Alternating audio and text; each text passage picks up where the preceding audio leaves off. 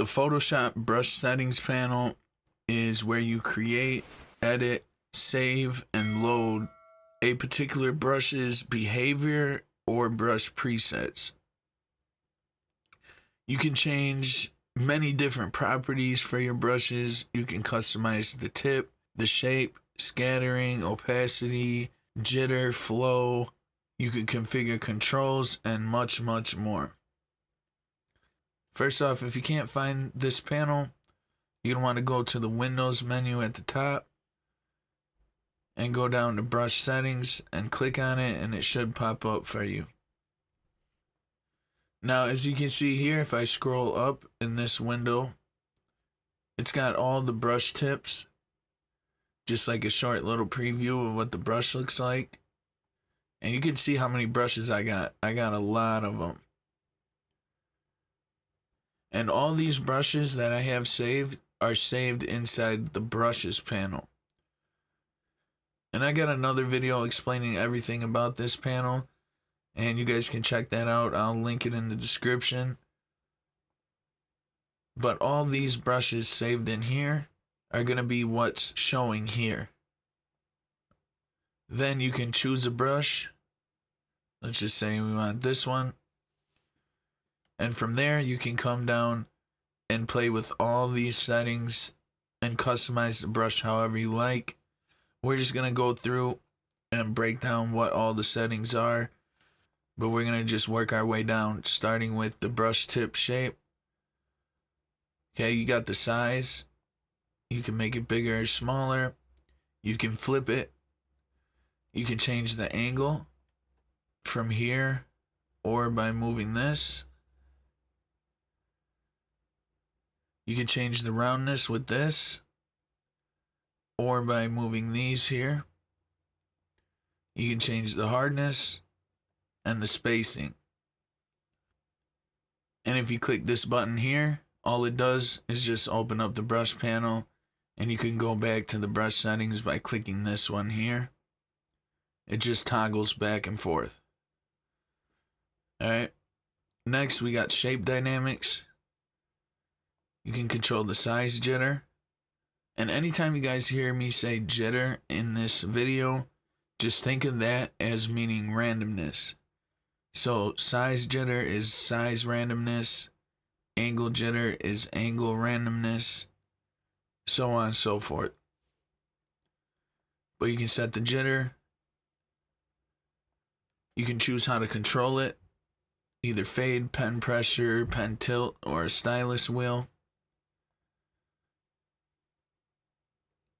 Change the diameter.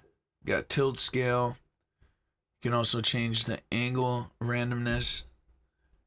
And you can see how this picture down here, the preview, is changing when I'm doing this. So you can have an idea of what your brush stroke's going to look like. The jitters are used a lot when you're doing stuff like hair brushes, if we're trying to paint hair on something, or fur. When you want the angle or the size to keep changing randomly as you paint. And then you got the control for that. Then at the bottom you can flip it X or Y. And then you can use brush projection. After that we got scattering. You can turn the scatter up. See how it spaces it out. If I turn it all the way up, you can see how the brush stroke is real spaced out. Keep bringing it down. It's closer together. You can turn the count up or down. The count randomness. And then you got controls for both of those. After that, we got texture. This is a texture preset picker.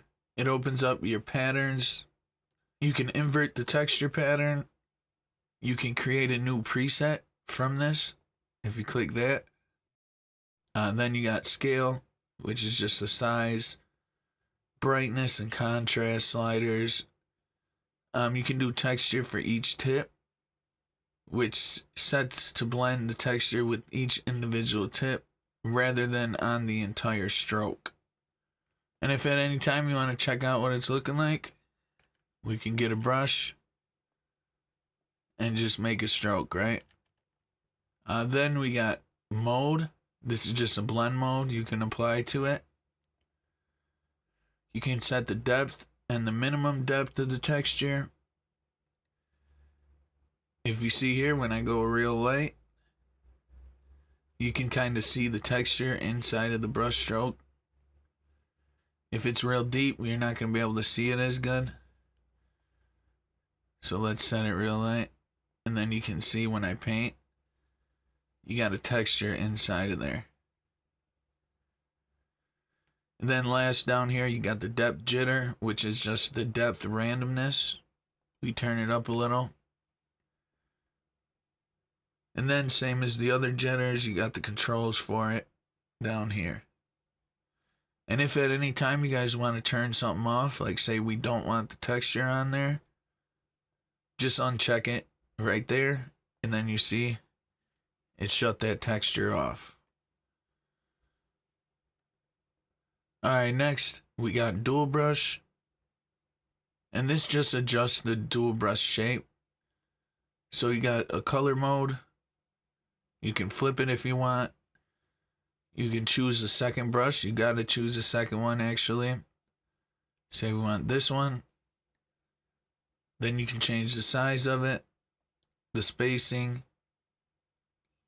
You can see, if you look real close in here, you can see this is the second brush stroke. So it's basically combining two brushes into one. Let's see if I can get something more noticeable. Let's try that one. Yeah, you can see the bubbles inside the middle. When I do this, you can see it combined both of those brush strokes. And then we got scatter, which is just how far they are like scattered apart. You can choose both axes if you want. And then you got count, which is how many. Alright, so let me shut this one off and we'll go to the next one, which is color dynamics. And this just adjusts the color variation. You don't gotta worry about this if the brush tip you're using doesn't need any color to it. So this is setting the foreground background jitter. If we change the foreground background to, let's do red and then blue. Alright, and turn this up. Then when we paint, you can see it's got red and blue in it. And the best way to tell what these do, guys, is just to play around with it. Turn it all the way up, turn it all the way down. See what the stroke looks like. Turn this all the way up. Turn it back all the way down. And see the difference. So you got the hue, saturation, brightness, and purity. Hue is just what color. Saturation is how much color. And the brightness is self-explanatory, how bright it is. So if I turn the hue jitter up, remember this is hue randomness. So this is color randomness. So it's going to give you like a rainbow color. If I turn the saturation all the way up, it's going to saturate those colors. Same with the brightness, it's going to brighten them up.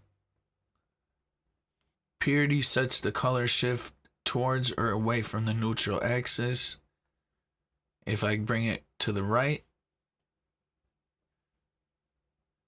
that's what it looks like. If I bring it all the way to the left, there's no purity, which means there's no color. So that's color dynamics. Next, we got transfer, and this adjusts the dynamics for buildup of the paint or effect. And this, you're going to want a pen for. If we put it to pen pressure and push harder on the pen, it's darker.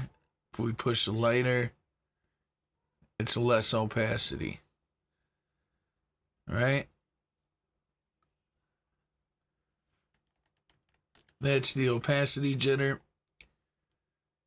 Minimum, this is just where you're going to set the lowest opacity. So if you want the lowest opacity to be 50%, then when I bring it over here and push down, the lowest it can go is 50% opacity. Right? Flow jitter. This is the flow randomness. If I bring it all the way up,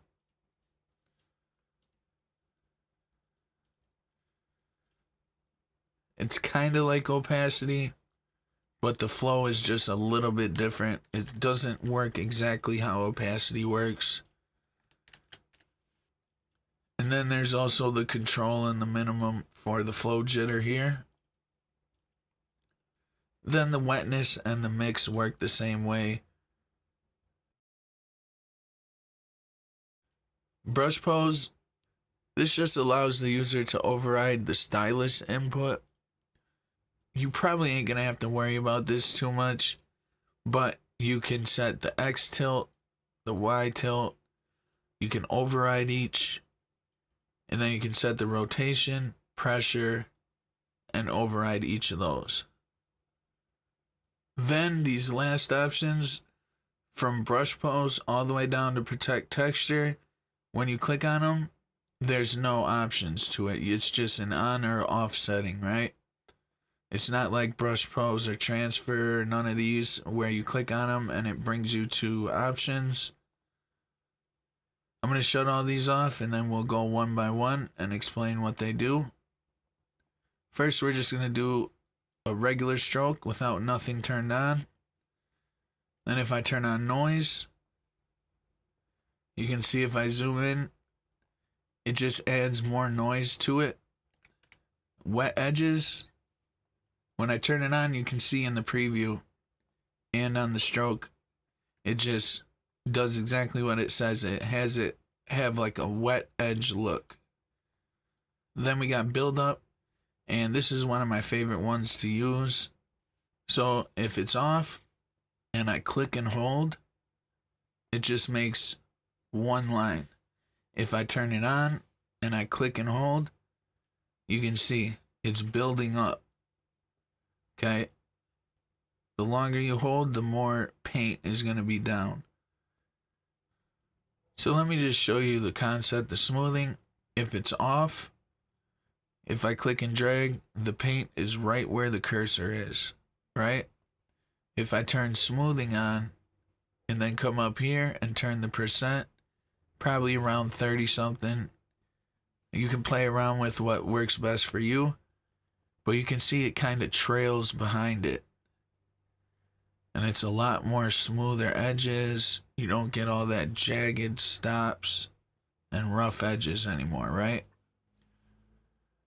Last but not least, we got protect texture. So if you have a brush that has texture in it and you turn this on, it protects it and preserves it. Once you have everything set how you want, you're going to click this button down here and it'll create a new brush. You can name it, capture the brush size in the preset, include the tool settings, and even include the color if you want.